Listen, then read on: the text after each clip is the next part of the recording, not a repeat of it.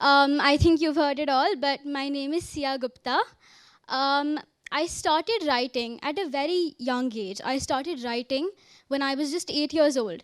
It was for school at first, and it was just another project that I had to do.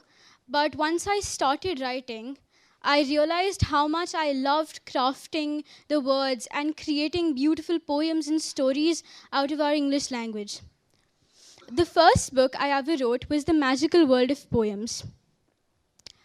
This was self-published and it contained some of my younger self's inner musings at that time. After that, when I was 9 years old, I started writing the fairy tales in rhyme.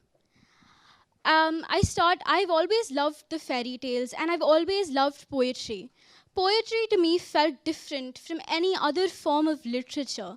Poetry, the way the rhymes flow and the way the words resonate with you and stay deep within your soul even after you finish reading. That is what poetry always meant to me. So once I started reading and writing more fairy tales, I wanted to read the fairy tales in rhyme. But I realized that they'd never actually been written in rhyme. And my younger sister, she's an avid reader and she was an amazing fan of the fairy tales as well. She wanted to read them in rhyme too. She and I went bookstore hunting and we could not find a single book where the fairy tales were written in rhyme. So I decided, why not write it myself? I started by writing Cinderella in rhyme.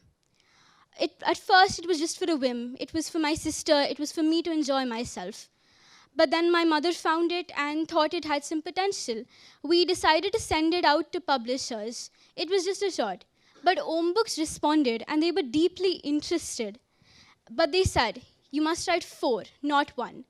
There began my journey into the publishing world, where I wrote the 4 classic fairy tales in rhyme: Snow White, Cinderella, Beauty and the Beast, and Aladdin.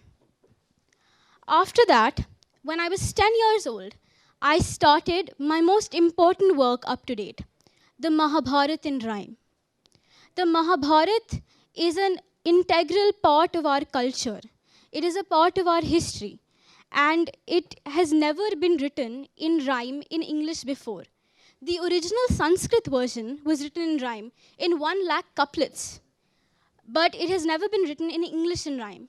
So I decided to write it in a poetry format and shortened it to 1,000 couplets exactly.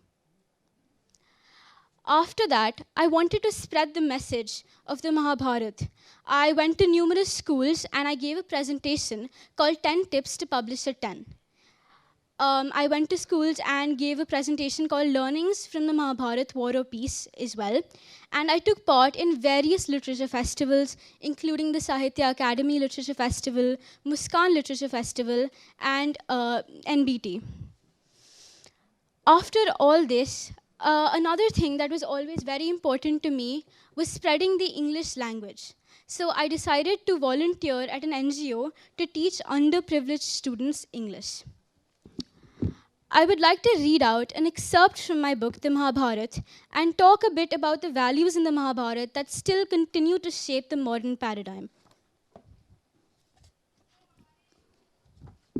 This is when Krishna goes as a messenger to peace to Duryodhana and begs him to not go into war, begs him to choose peace. Peace should always be our first choice, said Krishna without raising his voice. It was agreed that Krishna, as a peace messenger, would go. We gave Duryodhana every opportunity the world should know. When the elders heard that Krishna himself would arrive, they told Duryodhana not to offend him if he wanted to stay alive. Duryodhana tried to welcome Krishna and even offered him food. But Krishna declined his invitation politely without sounding rude. At this, Duryodhana was filled with rage. How can that cowherd have such courage? Just then, Bhishma and Dronacharya came. To convince Duryodhana was their only aim. Bhishma said, you must agree to whatever Krishna shall say, for each and every word of him will be right in every way. I'll try, said Duryodhana, but he was being fake. Everything from the Pandavas he wanted to take. When Krishna came to express his thought, many lessons to the people that day he taught. I speak only for dharma and all that is right. Listen to me carefully to avoid any war or fight. The Pandavas don't want Hastinapur, the whole state. They want peace and have asked me to negotiate. Just give the Pandavas their Indraprasth back, but do not think the power to fight they lack. Just give them Indraprasth, which is only half the state. If you disagree, no one can protect you from your fate. Never, Duryodhan then firmly replied. Even though he'd expected this, Krishna sighed. Then just give the Pandavas 5 villages to stay. An enraged Duryodhan was in no mood to obey. I will not give the Pandavas a needle point of land. Foolish coward, it is all mine, don't you understand? Said Duryodhan, which led to Krishna's temper being lost. Duryodhan would now have to pay a very heavy cost. Duryodhan, you are on a path of self-destruction. I gave you one last chance, but you ignored my instruction. Now on your brother's corpses you will weep. Be it day or night, you will never sleep. You have made the wrong decisions and you will fail.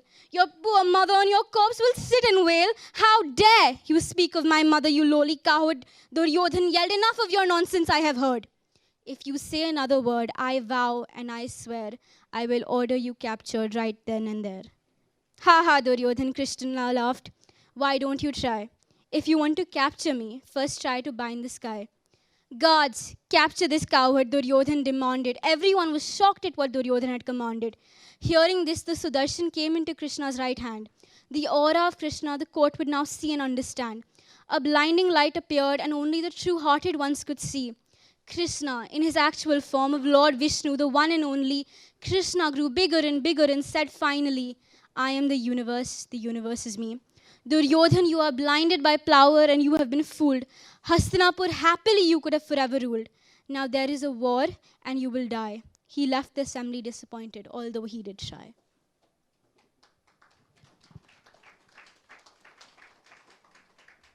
Thank you.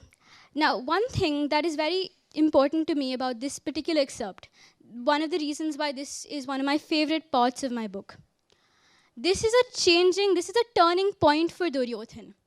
Up till now, the Mahabharata clearly states one thing. There's no definite right or wrong. Because both Duryodhan and both the Pandavas, they both have equal claim to the throne of Hastinapur. It's both of their families. Technically, Duryodhan, whose father is Dhritarashtra, who was the firstborn son, technically it should have been Duryodhan's. But Yudhishthir, whose father was the actual ruler of Hastinapur, it should have been his too. Thus, a grey situation was created, a dilemma was created where no one knew who truly deserved to rule. Thus, it was both of their birthright to rule. So, Duryodhan was not wrong. We often villainize Duryodhan up to this point for wanting to rule Hastinapur in the first place, but it was his birthright too. But this is a turning point in the story when Duryodhan is blinded by his jealousy and blinded by his greed, and he decides to choose war. And he doesn't choose peace, he chooses war. Both of them could have had half the state, they could have ruled happily. The Mahabharata, the war would never have happened, thousands of people would have never died. The true lesson that we learn from the Mahabharata is that we hear that the Pandavas won the war. No one won the war. There is no winning the war.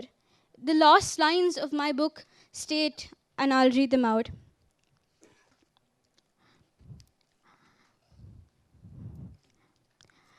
Right. This is when Bhishma is lying on his deathbed and he tells the Pandavas why the war truly happened. Bhishma was now relieved that Hastinapur was safe and sound. He could die peacefully. Hastinapur no longer needed him around. He then revealed to the Pandavas some vital facts of life about how things could have been different with no war and no strife. He started with his own mistake of taking that dreadful vow. I shouldn't have ever done that when I think about it now. Then it was Dhritarashtra's blind love towards his eldest son. He should not have favored him, considering all he had done. To cause this war, the evil Shakuni also played a major part. Gandhari, if not blindfolded, could have changed things from the start. Duryodhan himself could very easily have avoided the war. His jealousy towards you, the Pandavas, was totally uncalled for. He could have ruled Hastinapur peacefully forever. He should not have desired Indraprasth forever. Yudhishthir should never have played the dice game. You should not have bet your wife as it caused you all shame. Draupadi should have been calmer and much more restrained. If she hadn't insulted Duryodhan, so much could have been gained. Kunti's eldest son Karn too could have changed the tide if only he had switched over to his real brother's side. Bhishma's words of wisdom were very carefully heard. The Pandavas silently understood each and every word. Devastated, they fell at Bhishma's feet and full of regret cried. Bhishma, the immortal son of Ganga, closed his eyes and died. With Bhishma's death, this epic tale is now done. Everyone had lost and no one had truly won. This story teaches us lessons which we can all relate. We should all learn from Bhishma's life and Hastinapur's fate.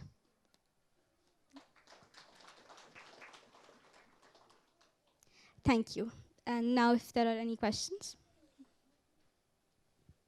The forum is open for questions for this lovely lady. Any questions for Sia? No? Sia, which is the next book coming out now? I'm trying to write fantasy fiction now. One of my favorite genres to read is fantasy fiction, such as Brandon Sanderson or Patrick Rothfuss. And now my next goal is to write prose, a fantasy fiction novel. What challenges did you face in your journey? Okay, some of the challenges I faced were trying to balance school and writing, especially since writing took up so much of my time and so much of my life. I would go for these events at schools, I would speak, and I also had to balance my exams, which is something I did by the reason I could do that so easily was because writing was something I loved. For me, writing wasn't a chore. It was my free time. It was my escape. So that one of the challenges I faced was balancing all of these aspects of my life. Another one I faced while particularly writing the Mahabharata is that the story is so vast. There are endless stories within the stories. There are endless lessons within the truths. So compiling such an epic tale into just 1,000 couplets seemed quite an impossible task, which I think I managed to do quite well. Thank you.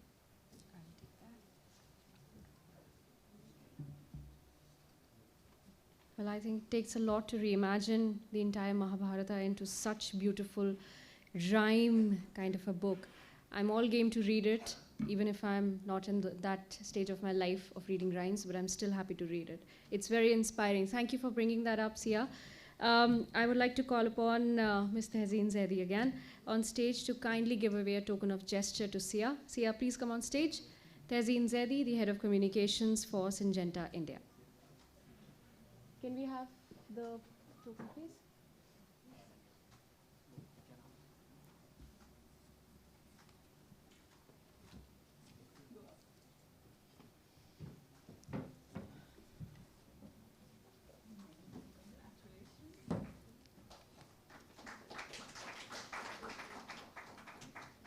For more such videos, subscribe to the NewsX YouTube channel, hit the bell icon.